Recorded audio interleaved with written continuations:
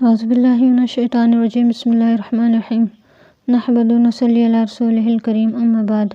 اعوذ باللہ من الشیطان الرجیم بسم اللہ الرحمن الرحیم۔ آج ہم سورہ بقرہ کی 25 آیتوں سے لے کر 29 آیتوں کا خلاصہ کریں گے۔ بسم اللہ الرحمن الرحیم۔ ان اللہ، بے شک اللہ، لا یستحیی، نہیں شرماتا، ان یضرب، یہ کہ وہ بیان کرے، مثلا ما بعوضۃ، مچھر کی مثال، فما فوقہا، یا اس سے اوپر کی، فاما الذین آمنوا، پس جو لوگ مومن ہیں، فیعلمون، وہ جانتے ہیں، انہ الحق من ربہم، بے شک حق جو ہے اللہ کی جانب سے ہے، ان کے رب کی جانب سے ہے، واما الذین کفروا، اور جو لوگ انکار کرتے ہیں، فیقولون، وہ کہتے ہیں، ماذا اراد اللہ، پس کیا ارادہ ہے اللہ کا، بہذا مسئلہ، اس مثال، یہ مثال بیان کرنے کا، یضل بہ، وہ گمراہ کرتا ہے اس مثال سے، کثیرا، بہت ساروں کو، ویہدی بہ کثیرا، اور وہ ہدایت دیتا ہے اس مثال کے ذریعے سے بہت ساروں کو، وما یضل بہ، اور نہیں گمراہ ہوتے اس مثال سے، الا الفاسقین، مگر فاسق، الذین ینقضون، وہ لوگ جنہوں نے توڑا، عہد اللہ، اللہ کے عہد کو، من بعد میثاقہ، اس کے پختہ کرنے کے بعد، ویقطعون، اور وہ قطع کرتے ہیں اور وہ توڑتے ہیں، ما امر اللہ بہ، اس حکم کو،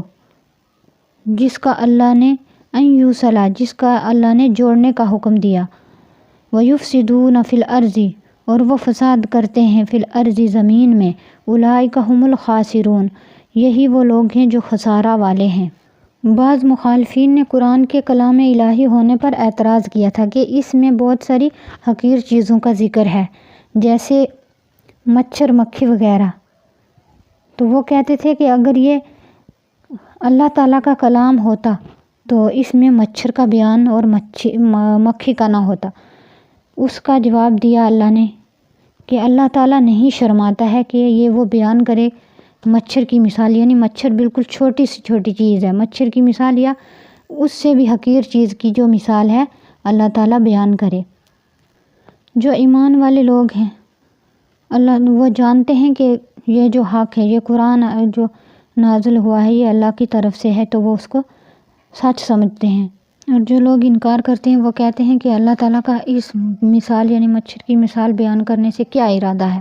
یعنی وہ کیا بیان کرنا چاہتے ہیں۔ تو آگے کہا کہ یہ جو کافر ہیں، یہ انکار کرنے والے، یہ ایسے ہی کہتے رہیں گے چاہے ان کے آگے 100 مثالیں بیان کر دی جائیں، اور جو اللہ تعالیٰ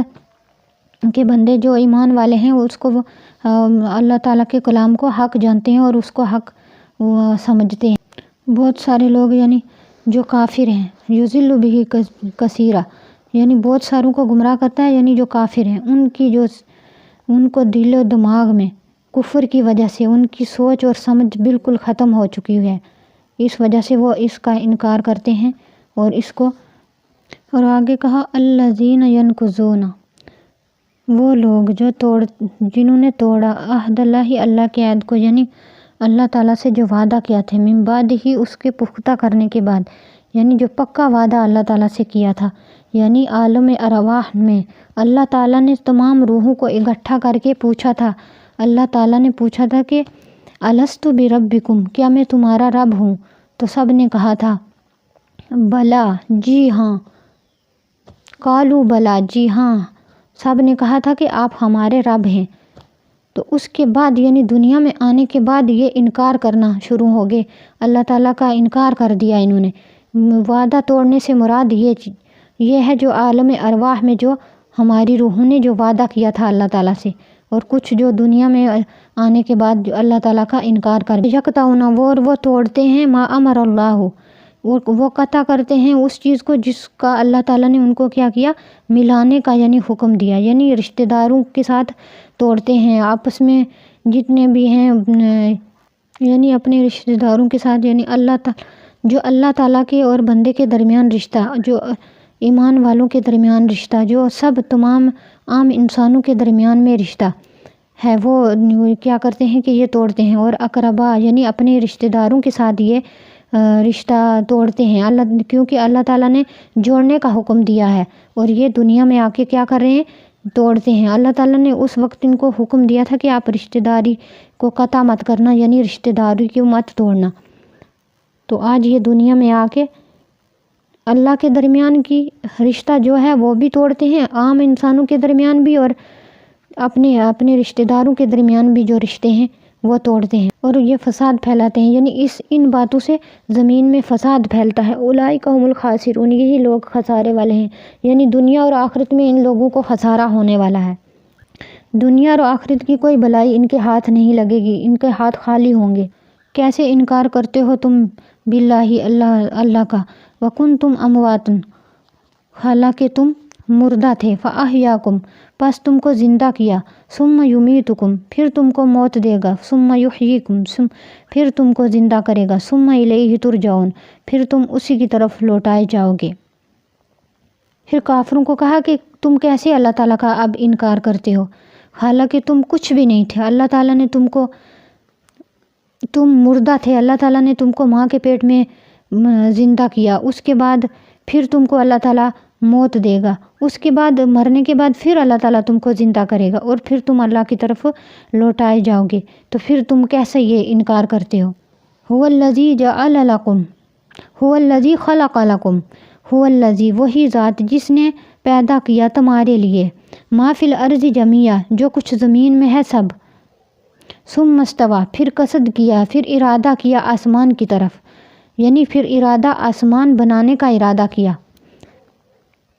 الی السماء، پھر آسمان بنانے کا ارادہ کیا، فسواہن، پس برابر کیا سبع سماوات، ساتوں آسمانوں کو۔ دنیا بنانے کے بعد اللہ تعالیٰ نے زمین اور آسمان کو بنایا، ساتوں آسمانوں کو بنایا، وہو بکل شیء علیم، اور وہ ہر چیز کو جاننے والا۔ پھر اللہ نے آگے یہ آیت اتاری، کیف تکفرون، یعنی تم کیسے انکار کرتے ہو، تم یعنی کیوں اللہ کی ناشکری کرتے ہو، اس کے احسانوں کو، اس کے نعمتوں کو اس کی نعمتوں کا تم ناشکری کرتے ہو، اور اللہ کو چھوڑ کے تم غیروں کو کلمہ پڑھنا شروع ہو گئے، یعنی عبادت کے لائق صرف اللہ ہے، اللہ کے بغیر کسی کی عبادت نہیں، اور تم مردہ تھے، یعنی نطفہ میں جان پڑنے سے پہلے کی بات ہے کہ اب نطفے میں جان پڑنے سے پہلے یعنی تم مردہ تھے، اور اللہ تعالیٰ نے تم کو جان ڈالی، اللہ تعالیٰ نے تم کو زندہ کیا ماں کے پیٹ کے اندر، اس کے بعد اللہ تعالیٰ پھر تم کو موت دے گا، اس کے بعد اللہ تعالیٰ پھر تم کو مرنے کے بعد پھر تم کو زندہ کرے گا، وَإِلَيْهِ تُرْجَعُونَ، اور پھر تم اسی کی طرف لوٹائے جاؤ گے، یعنی قیامت کے دن میدان حشر میں، پھر اسی کی طرف، یعنی تم اللہ تعالیٰ کی طرف سے میدان حشر میں قیامت کے دن حساب کتاب کے لیے حاضر کیے جاؤ گے اللہ کے سامنے۔ وہ ایسی ذات ہے جس نے تم کو پیدا کیا، اور جس نے تمہارے لیے پیدا کیا زمین آسمان میں جتنی بھی نعمتیں ہیں اللہ تعالیٰ نے تمہارے لیے پیدا کی، یعنی تمہارے بنانے کے بعد اللہ تعالیٰ نے پھر اس آسمان کی طرف ارادہ کیا، آسمان کو ساتوں آسمان بنائے، تمہارے لیے چھت بنائی، پھر اللہ تعالیٰ وَهُوَ بِكُلِّ شَيْءٍ عَلِيمٌ، اللہ تعالیٰ ہر چیز کی خبر رکھتا ہے، یعنی اللہ تعالیٰ ہر چیز کو جاننے والا ہے۔ وآخر دعوانا الحمد للہ رب العالمین۔